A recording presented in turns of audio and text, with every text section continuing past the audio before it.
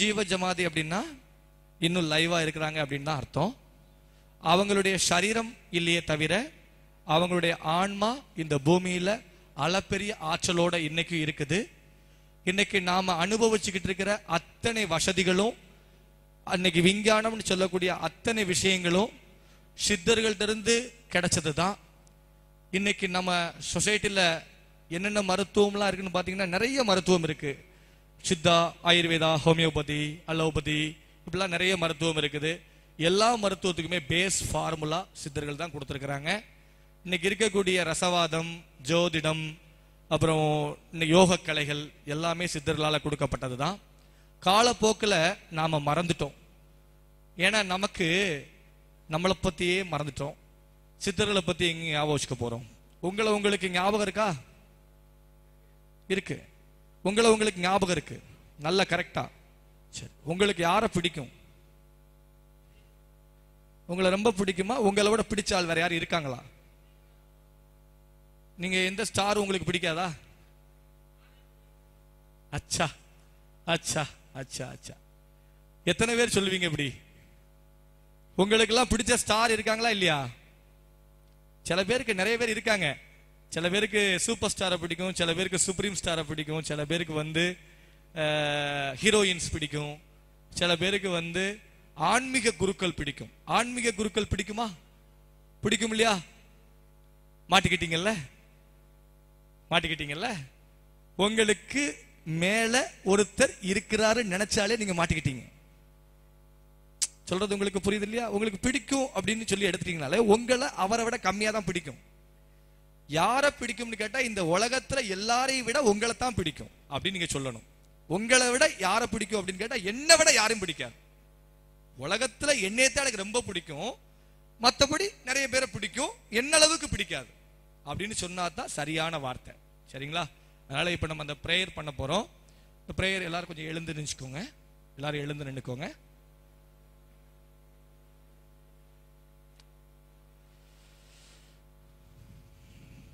நான் சொல்றேன், பின்னால நீங்க திரும்ப சொல்லுங்க. இந்த கண்ணை மூட வேண்டாம், கை கூப்ப வேண்டாம். இதெல்லாம் நோ ஃபார்மாலிட்டிஸ்.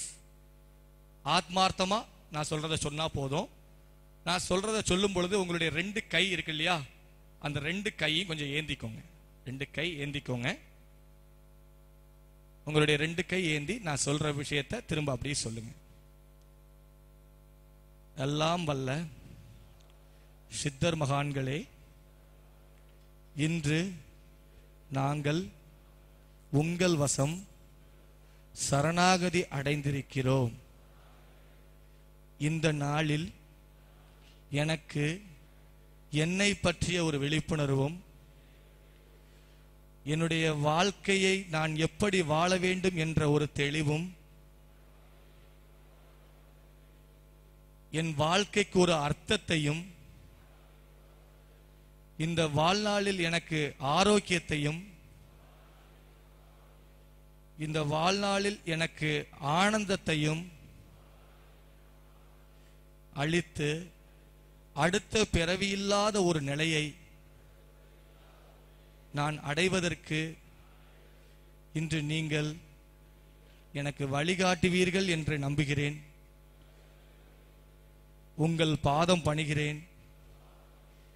இந்த நாள் எங்கள் வாழ்க்கையில் பல அதிசயங்களை நிகழ்த்தும் என்று நம்பி வந்திருக்கிறோம்.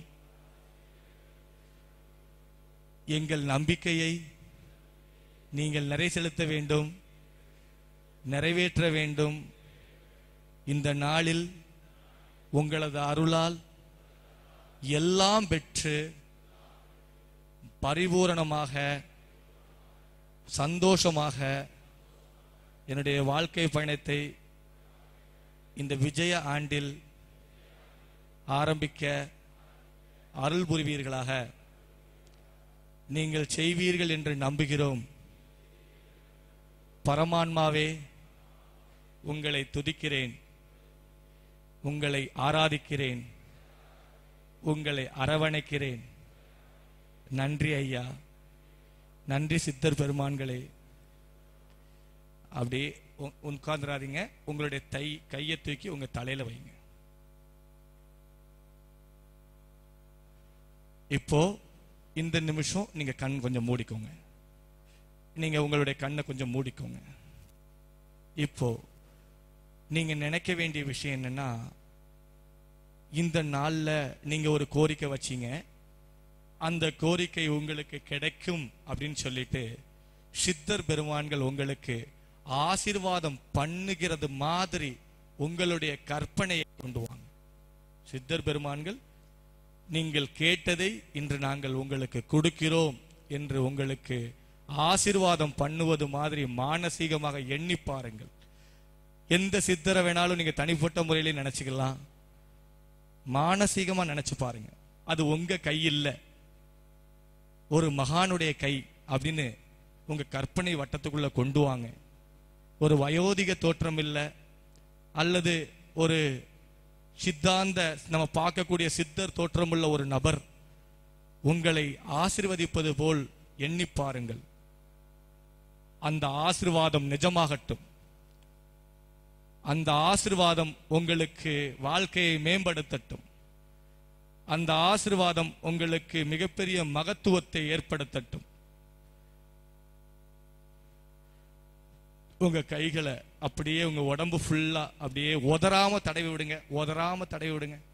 உதற வேண்டாம், உதறாம தடவி விடுங்க.